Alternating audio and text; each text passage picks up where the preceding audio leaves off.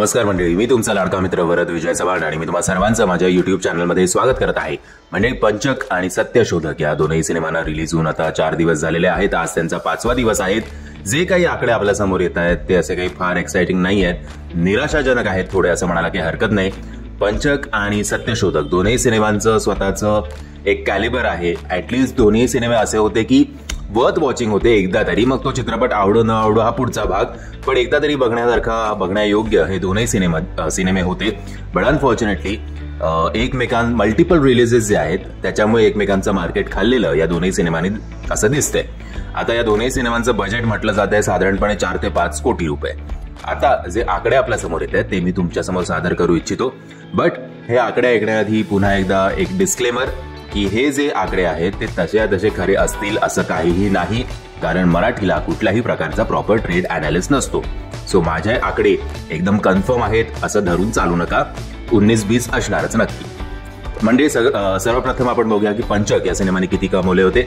आता जे फिगर्स आपल्या समोर येत आहेत, पहिल्या दिवशी पंचकनी 25 लाख, दुसऱ्या दिवशी 28 लाख, तिसऱ्या दिवशी 30 लाख, तर चौथ्या दिवशी म्हणजेच काल सोमवारी 20 लाख एवढीच कमाई या सिनेमाने केलेली आहे। सो ओव्हरऑल जवळपास 1,03 लाखच्या आसपासच या सिनेमाने कमाई केलेली आहे, जे खूप निराशाजनक आहे।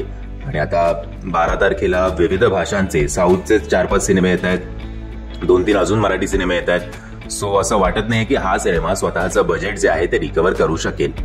आता येऊया सत्यशोधक या सिनेमाकडे। सत्यशोधक खरंच मला आवडलेला सिनेमा, बट बॉक्स ऑफिसवर या सिनेमाने फारशी कामगिरी केलेली नाहीये। इनफॅक्ट प्रमोशन मध्ये पण बाकीचे जे 2 सिनेमे रिलीज झाले आहेत या शुक्रवारी त्याच्यापेक्षा प्रमोशन सुद्धा या सिनेमाचं कमी पडलं, म्हणून सुद्धा प्रेक्षकांना माहितीच नसावं की हा सिनेमा आलाय। पहिल्या दिवशी असं म्हटलं जातंय की या सिनेमाने कमवलेले आहेत 13 लाख रुपये, दुसऱ्या दिवशी 15 लाख, तिसऱ्या दिवशी 18 लाख, तर चौथ्या दिवशी म्हणजे सोमवारी 12 लाख रुपये। आणि आज कदाचित 10 लाखच्या आसपासची कमाई करेल असं एक अंदाज आहे।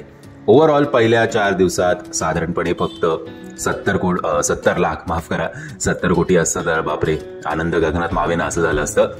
बट कधी कधी वास्तू तथास्तू बोलते, जसं मी 70 कोटी बोललोय तसं या वर्षी कुठला तरी किंवा या महिन्याभरातच कुठला तरी सिनेमा 70 कोटीच्या आसपासची कमाई करू अशी आशा करू।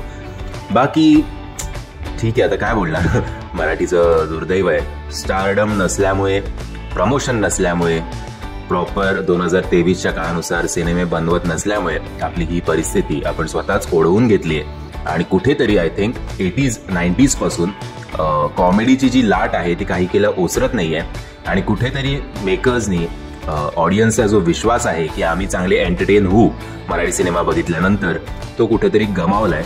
आणि आता परत तो विश्वास मिळवण्यासाठी मेकर्सना काहीतरी वेगळा हटके प्रयोग करावा लागेल। म्हणजे मी आशा करतो तुम्हाला हा व्हिडिओ आवडला असेल। जर तुम्हाला हा व्हिडिओ आवडला असेल तर प्लीज या व्हिडिओला लाईक, शेअर आणि चॅनलला सबस्क्राईब करायला विसरू नका। जय हिंद, जय महाराष्ट्र।